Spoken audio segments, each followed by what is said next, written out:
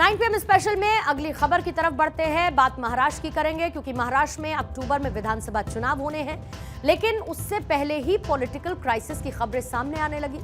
सूबे में सियासी हलचल तेज हो गई है। पिछले साल एनसीपी में दो फाड़ हो गए थे, जब अजित पवार ने पार्टी से विद्रोह करते हुए 8 विधायकों के साथ महाराष्ट्र की एकनाथ शिंदे बीजेपी सरकार में शामिल हुई थी और अब अपने चाचा और एनसीपी अध्यक्ष शरद पवार के खिलाफ बगावत करके बीजेपी शिवसेना की सत्ताधारी महायुति गठबंधन से जुड़ने वाले अजित पवार को लेकर तरह तरह की चर्चा हो रही है।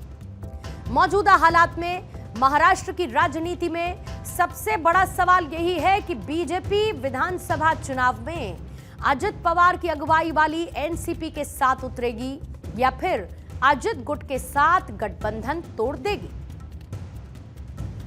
पिछले कुछ समय से महाराष्ट्र के डेप्यूटी सीएम अजित पवार को कई राजनीतिक झटके लग चुके हैं। बुधवार को महाराष्ट्र के पिंपरी चिंचवाड़ में एनसीपी से 4 बड़े नेताओं ने इस्तीफा दे दिया।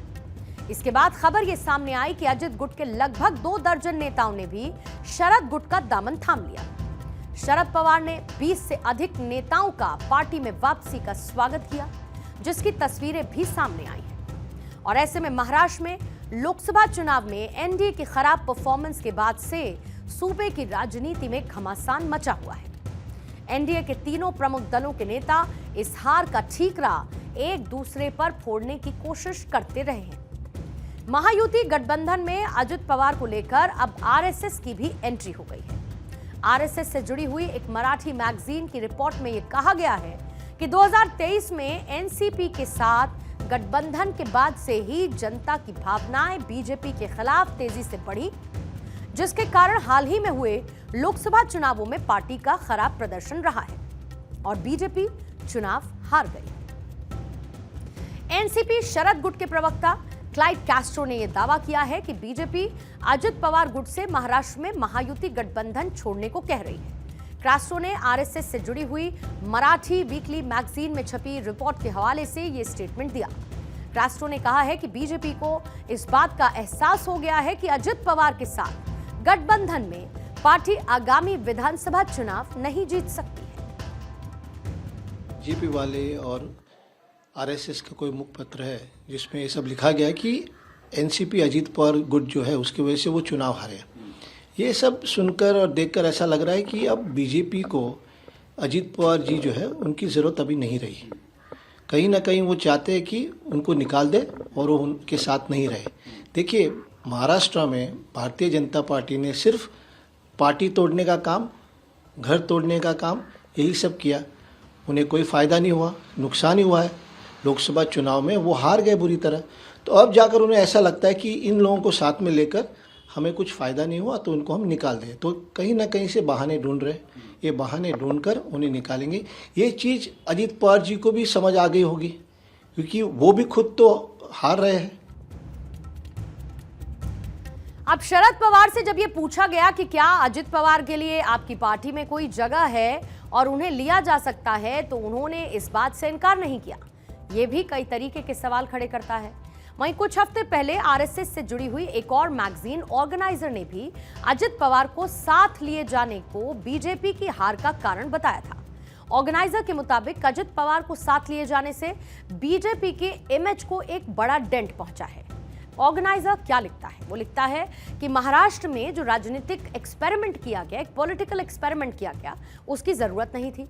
एनसीपी का अजित पवार वाला गुट बीजेपी के साथ आ गया, जबकि बीजेपी और विभाजित शिवसेना के पास पर्याप्त बहुमत था। ये इसमें लिखा गया है। इससे एक दिन पहले ही अजित पवार गुट के नेता और कैबिनेट मंत्री छगन भुजबल शरद पवार के घर जाकर उनसे मिले। हालांकि इस दौरान दोनों नेताओं के बीच में क्या बातचीत हुई, इसके बारे में कोई जानकारी सामने नहीं आई है।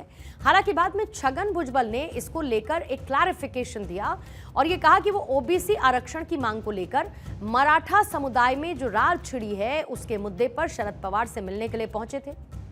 इसी बीच शिवसेना शिंदे गुट के नेता संजय निरुपम ने दावा किया और ये कहा है कि महायुति का रिश्ता बहुत मजबूत है। तीनों खंभे मजबूत हैं और तीनों खंभों के बीच बड़ा मजबूती से एक रिश्ता बना हुआ है। महायुति में कोई बिखराव नहीं होने वाला। लोकसभा चुनावों में यूपी के बाद अगर किसी राज्य ने बीजेपी को बड़ा झटका देकर अपने दम पर बहुमत पाने से रोक दिया तो वो है महाराष्ट्र। पिछले 5 सालों में महाराष्ट्र की पॉलिटिक्स में उथल पुथल सी नजर आई है। महाराष्ट्र में 2019 के विधानसभा चुनाव के नतीजों और मौजूदा सियासी समीकरण पर अगर आप नजर डालेंगे तो महाराष्ट्र में विधानसभा की कुल सीटें हैं 288 और मौजूदा विधानसभा सीटों की स्थिति में जो एनडीए महायुति है और एनडीए के पास है कुल मिलाकर 203 सीटें हैं, जबकि इंडिया ब्लॉक के पास 71 सीटें हैं, बीजेपी के पास 103 सीटें हैं, एनसीपी अजित गुट के पास 40 सीटें हैं, शिवसेना शिंदे गुट के पास 38 सीटें हैं और अन्य के पास हैं 22 सीटें। इंडिया ब्लॉक में कुल मिलाकर है नंबर 71 का। कांग्रेस के पास है 37 सीटें, एनसीपी शरद गुट के पास है 12 सीटें, शिवसेना उद्धव गुट के पास है 16 सीटें और अन्य के पास है 4 सीटें।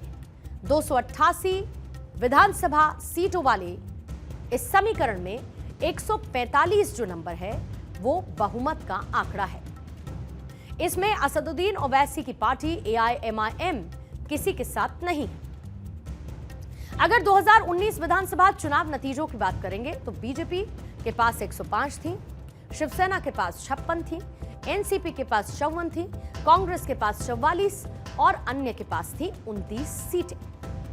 इसके साथ हाल ही में अजित पवार के नेतृत्व वाली एनसीपी की पिंपरी चिंचवाड़ इकाई के प्रमुख अजीत गव्हाणे और साथ ही 2 पूर्व पार्षदों का पार्टी से इस्तीफा भी कई सवाल खड़े करता है। वहीं लोकसभा में 4 में से 3 सीट हारने के बाद बीजेपी अजित पवार को कोई खास अहमियत भी नहीं दे रही है, जिसके चलते उनके साथ आए नेताओं में एक सियासी बेचैनी सी नजर आती है। ऐसे में क्या अजित पवार की शरद पवार की पार्टी में फिर से वापसी होगी? क्योंकि शरद पवार से अलग होकर अजित पवार खुद को साबित करने में पूरी तरह से फेल नजर आए हैं।